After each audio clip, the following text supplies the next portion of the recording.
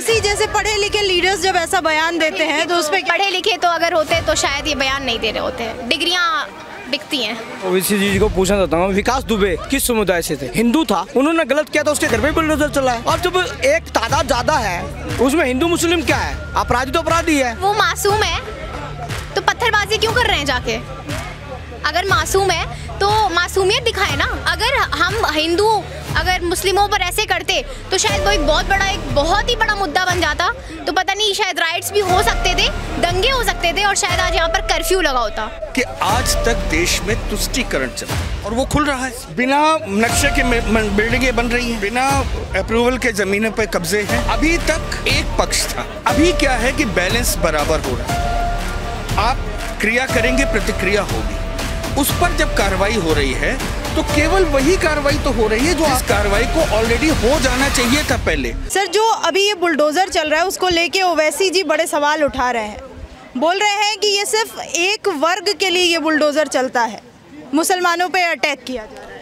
मैं आपके चैनल के माध्यम से ओवैसी जी को पूछना चाहता हूँ, विकास दुबे किस समुदाय से थे? हिंदू था, उन्होंने गलत किया तो उसके घर पे बुलडोजर चला है। और जब एक तादाद ज्यादा है उसमें हिंदू मुस्लिम क्या है? अपराधी तो अपराधी है। अपराधी जो हिंदू हो चाहे मुसलमान हो उस पर चलेगा बिल्डोजर। और जो बिल्डोजर चल रहा है अपराध के जो माफिया थे उन पे चल रहा है, ओबीसी के ऊपर तो नहीं चल रहा। ओबीसी जी पूरे मन से खुले मन से प्रचार कर रहे थे, उनको तो किसी ने हाथ भी नहीं लगाया। तो कह रहे हैं कि ये जो भी हुआ है अभी पत्थरबाजी और दंगे जैसा जो माहौल था वो वहाँ की सरकारों की रजामंदी से हुआ है। वो सरकार चाहती है, जो योगी जी हैं वो चाहेंगे कि उसके उस प्रदेश में हुआ है और ये करवा सकते कांग्रेस वालों की मंशा होगी राजस्थान में और सालासर बालाजी में जो हो रहे हैं वो करवा सकते होंगे। ओबीसी जी एमपी में हो रहा है, गुजरात में हो रहा है, कर्नाटका में हुआ, बंगाल में हुआ, तो वैसे तो कह रहे हैं कि वहाँ की सरकारें करवा रही है। देखिए, इसमें उस सरकार को बदनाम करने के लिए इन्होंने अपने आप को हाईलाइट करने के लिए ऐसे बयान देते हैं, जनता को भड़काने में इनका हाथ रहता है। ओबीसी ने और कोई काम है नहीं।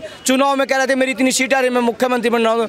जनता जानती है, जनता समझती है, जनता जनार्दन है और जनता ने इनको सबक सिखाया है। सही चल रहा है बुलडोजर अभी जो एक्शन? बुलडोजर देखिए एकदम ठीक चल रहा है। किसी को एक पार्टिकुलर आदमी को, किसी आम आदमी के ऊपर चला बिल्डोजर, वो सरकार बता दे, ओबीसी जी बता दे, किसी आम आदमी के घर पे चलाओ, किसी के उस तुष्टीकरण से देखा हो, किसी उसमें जो गलत था, जो उस हमेशा दबाने की राजनीति करता था, अब गरीबों को हक मार के वहाँ पर सत्ता हत्या के उसकी ज़मीन हत्याता था, उसका ज़मीन छुड़वाना कोई गलत काम है क्या? किसी गरीब की ज़मीन को छुड़वा के गरीबों में देना। योगी जी ने अपना घर नहीं बनाया है, गरीबों के लिए मकान बनाया है, बनाने जा रहे हैं और कुछ घर अलॉट भी हैं गरीबों को, तो उन गरीबों को हक मिलना गलत है क्या?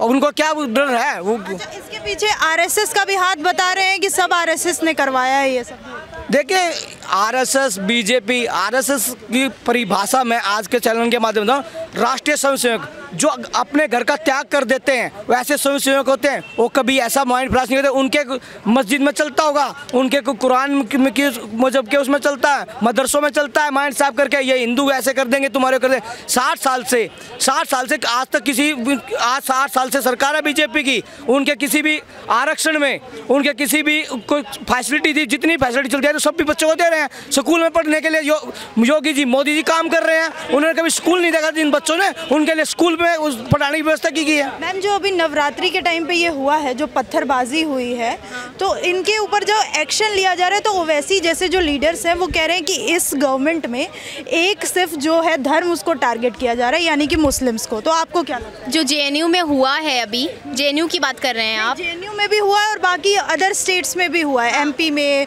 बंगाल में। तो इसमें मैं यही कहूँगी कि जो धर्म जिसमें दिखाया गया था, जैसे कि पूरी न्यूज़ स्टार्ट इससे की गई थी कि सारी प्रॉब्लम्स मुस्लिम के जो सपोर्टर्स थे उनको हो रही थी और उन्होंने ही अपनी आवाज़ उठाने के लिए कि जय श्री राम के नारे लग रहे हैं तो उन्होंने पत्थरबाजी चालू कर दी, या वो वहाँ पे नवरात्र मना रहे हैं तो उन्होंने डीजे बजाया जा रहा है तो उन्होंने उस बात पत्थरबाजी चालू कर दी। तो इसमें यही कहेंगे कि अगर हम हिंदू अगर मुस्लिमों पर ऐसे करते तो शायद वो एक बहुत ही बड़ा मुद्दा बन जाता, तो पता नहीं शायद राइट्स भी हो सकते थे, दंगे हो सकते थे और शायद आज यहाँ पर कर्फ्यू लगा होता। लेकिन एमपी में कर्फ्यू लगा हुआ है क्योंकि वहाँ पे मुस्लिमों ने ऐसे ही पत्थरबाजी की जो नवरात्रि की यात्रा निकलती है उस पर। तो ओवैसी जी का कहना है कि वो लोग मासूम है और उनकी संपत्ति जब्त की जा रही है, उनके घर तोड़े जा रहे हैं। हाँ, तो अगर वो मासूम है तो पत्थरबाजी क्यों कर रहे हैं जाके? अगर मासूम है तो मासूमियत दिखाए ना, तो हर एक धर्म को साथ में लेकर चले। अगर मासूम है तो हिंदू मुस्लिम की एकता की बात करें, अगर मासूम है तो हर एक धर्म को बराबरी का हिस्सा दिलाएं, अगर बराबर है तो राम जी की भी जय करें और अल्लाह को भी माने। पर नहीं, उनको हर एक उसमें एक गलत ही चीज़ें नज़र आती हैं, दंगे कर रहे हैं। तो मासूमियत कहाँ से? क्वेश्चन मार्क, कहाँ है मासूमियत? और ये जो चीज़ें हो रही हैं इसको लेके भी बीजेपी गवर्नमेंट पे इल्ज़ाम लगाया जा रहा है कि आरएसएस और बीजेपी का किया हुआ है। लगाया जाएगा, बिल्कुल लगाया जाएगा, क्योंकि सरकार कहते हैं ना, जैसे जिनकी सरकार है, कभी लोग ऑपोजिशन कभी उनसे खुश तो होगी ही नहीं, कभी कोई ऑपोजिशन उस रूलिंग पार्टी को सपोर्ट कर ही नहीं सकती है, ये तो हम अच्छे से जानते हैं। और रही बात कड़वा लगने की ये कि हाँ वो मासूम नहीं है, तो सच कड़वा होता है। और अगर कहें हम कि आरएसएस और बीजेपी या कोई भी पॉलिटिकल पार्टी, ठीक है, तो कोई भी पॉलिटिकल पार्टी कभी ऐसे दंगे नहीं कराती है, बीजेपी हो आरएसएस हो, ये तो उनके खुद के सपोर्टर्स हैं जो ये कर रहे हैं दंगे। कोई पॉलिटिकल पार्टी पर्टिकुलरली यहाँ पे दंगे नहीं कर रही है। मेरा एक लास्ट क्वेश्चन आपसे, जो कि ये बीजेपी पे आरोप लगाया जा रहा है कि सिर्फ मुस्लिमों को टारगेट किया जा रहा है जितनी ये घटनाएं हुई हैं, तो क्या आपको ऐसा लगता है सही में बीजेपी मुस्लिमों पे अत्याचार हो रहा है देश में? अगर ऐसा होता तो फिर आज के टाइम पे ऐसी बहुत सारी चीज़ें हैं जो जहाँ पर मुस्लिमों को सपोर्ट किया जा रहा है, और ये बिना देखे कि मुस्लिम है या हिंदू, मैं कहती हूँ कि दोनों धर्म को बराबर सपोर्ट दिया जा रहा है। तो अगर ऐसा होता तो हमारे यहाँ आज वो सपोर्ट कहीं ना कहीं ख़त्म कर दिया जाता। वो ऐसा नहीं हुआ है। आज भी हिंदू मुस्लिम चाहे जो भी हो इक्वली साफ बराबरी से सांस ले रहे हैं और खुशी खुशी ले रहे हैं। ये कुछ चंद घटिया दिमाग के लोग जो हैं, जो गंदगी फैला रहे हैं, उनकी नतीजा है जो इस तरीके की चीज़ें पैदा हो रही हैं हमारे समाज में। जहाँ पर एक हिंदू मुस्लिम, मैं बताती हूँ कि काफ़ी ऐसी जगह हैं जहाँ बगल में मंदिर तो सामने मस्जिद है, बहुत ही प्यार से प्रेम पूर्वक लोग रह रहे हैं।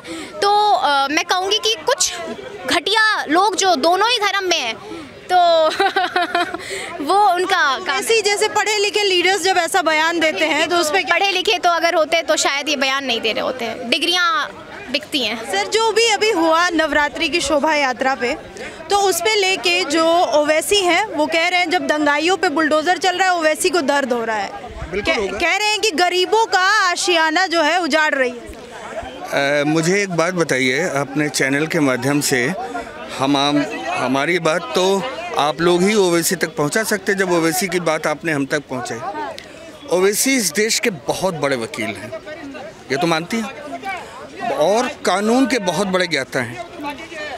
मुझे कोई ओवैसी तक एक सवाल ये पहुंचा दे कि उत्तर प्रदेश में, मध्य प्रदेश में या जहां भी बुलडोजर चला है, उस किसी भी कार्रवाई के खिलाफ जो भी तथाकथित वो जैसे विक्टिम कहते हैं उसके पक्ष में वो एक बार भी कोर्ट गए?